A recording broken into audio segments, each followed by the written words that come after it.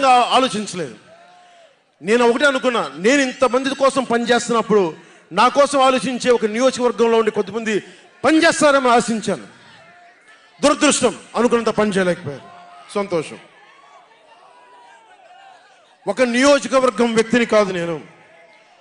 ఓడినప్పుడు మీతోనే ఉంటాను, గెలిచినప్పుడు మీతోనే ఉంటాను. నేను ఎక్కడి నుంచి పోటీ చేసినా సరే. పవన్ కళ్యాణ్తో స్నేహం అంటే,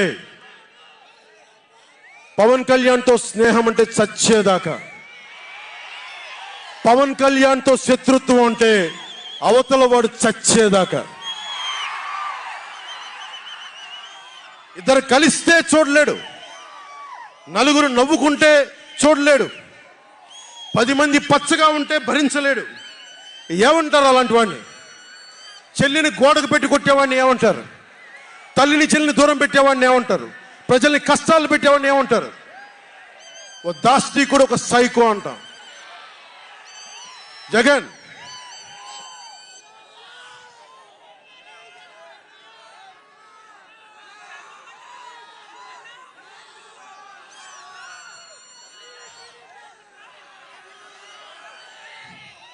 జగన్కి చెప్పదలుచుకుంది ఒకటే, జగన్ బాధితులందరికీ ఒకటే చెప్తా ఉన్నాను.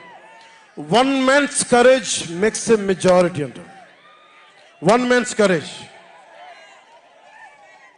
జగన్కి సంబంధించినంత వరకు పవన్ కళ్యాణ్ అంటే 3 పెళ్లిళ్ళు 2 విడాకులు.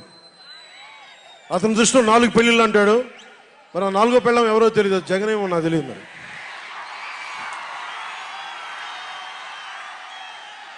నాకు ఇదే విసుగొస్తుంది. జగన్ లేని 4వ పెళ్ళవుటే నువ్వేరా.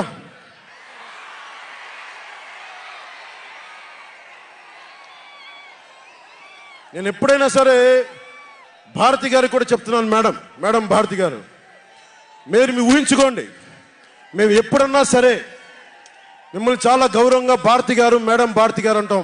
మీ ఆయన ఇంత నీచంగా ప్రవర్తించినా కానీ, చంద్రబాబు గారి సతీమణి కానీ, నియోజకవర్గంలో ప్రతి ఒక్కరిని ఇబ్బంది చేసినా కానీ, నా ఇంటి సతీమణి అన్నా కానీ పెళ్ళాలను సంబోధిస్తాడు. ఆ మాట మిమ్మల్ని అంటే ఎలా ఉంటుంది? భారతి గారు ఆలోచించండి ఒకసారి. నాకు తెలుగు వచ్చు, నేను పెద్ద ఇంగ్లీష్ మీడియం చదువుకున్న వ్యక్తిని కాదు, నాకు చాలా భాష వచ్చు, కానీ సంస్కారంగా ఉండదని మాట్లాడినంతే. జగన్, నీకు సంబంధించినంత వరకు నేను 3 పెళ్లిళ్ళు 2 విడాకులు. పవన్ కళ్యాణ్ అంటే జగన్ చెప్తున్నా విను, పవన్ కళ్యాణ్ అంటే ఆంధ్రప్రదేశ్ ప్రజల భవిష్యత్తు. పవన్ కళ్యాణ్ అంటే ఈ దేశపు యువత కాలంలో, పవన్ కళ్యాణ్ అంటే కన్నీళ్లు తుడిచే చెయ్య, పవన్ కళ్యాణ్ అంటే అర్ధరాత్రి పరిగెత్తుకుంటా వచ్చి ప్రాణాపాయంలో ఉన్న 108 అంబులెన్స్, పవన్ కళ్యాణ్ అంటే ఆడబిడ్డలకి రక్షణగా ఉండి చేతికి కట్టే రాఖీ, పవన్ కళ్యాణ్ అంటే పెద్దోళ్ల భుజం మీద ఉన్న కండువ, గర్వంతో ఎగిరే జాతీయ జెండా పవన్ కళ్యాణ్ అంటే. పవన్ కళ్యాణ్ అంటే నిన్ను నట్టేటను ముంచే తుఫాన్, గుర్తుపెట్టుకో. నిన్ను అధాపాతాళానికి తొక్కే వామనుడి పాదం పవన్ కళ్యాణ్ అంటే గుర్తుపెట్టుకో. ఇందాక చెప్పాను కదా, ఒక్కడి 1 man's courage makes a majority అని. ఒక అర్ధరాత్రి కికారణ్యంలో అడవులు, సింహాలు, పులులు, తోడేళ్లు, గుంటనక్కలు తిరిగే చోట ఒక్కడు వెలిగించిన కాగడ అడవిని జయిస్తుంది. ఒక్కడు వెలిగించే కాగడ అడవిని జయిస్తుంది. ఒక్కడి ధైర్యం, ఒక్కడి సాహసం, ఒక్కడి ప్రతిఘటన కొన్ని కోట్ల మందికి తిరగబడే ధైర్యాన్ని, బలాన్ని ఇస్తుంది. మహాత్మా గాంధీ, అల్లూరి, నేతాజీ, బాబాసాహెబ్ అంబేద్కర్ ఇలాంటి మహానుభావులు ఎందరో స్ఫూర్తిని తీసుకొని వారి అడుగు జాడల్లో నేను ఒక్కడే 2014లో ఒక గొంతుకెత్తాను, ఒక్క అడుగు ముందుకేశాను, ఒక్క ప్రతిఘటన చేశాను, ఒక్క యుద్ధం మొదలు పెట్టాను.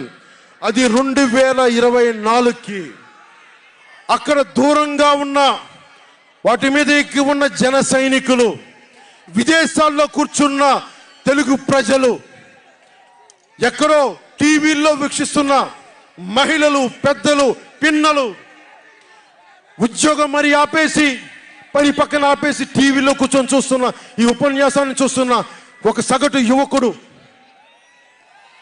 భవిష్యత్తు ఎలా ఉంటుందని చెప్పి బాధపడే సగటు తల్లి, స్టేజ్ మీద కూర్చున్న, అలాగే టీవీల్లో గ్లోబల్గా మొత్తం చూస్తున్న ప్రతి ఒక్కరూ, అలాగే ఈ వేదిక పైన స్టేజ్ పైన కూర్చున్న ఒక క్లేమోర్ మైన్ ఆయన వస్తున్న జీప్ని అలిపిరిలో ఎగిసి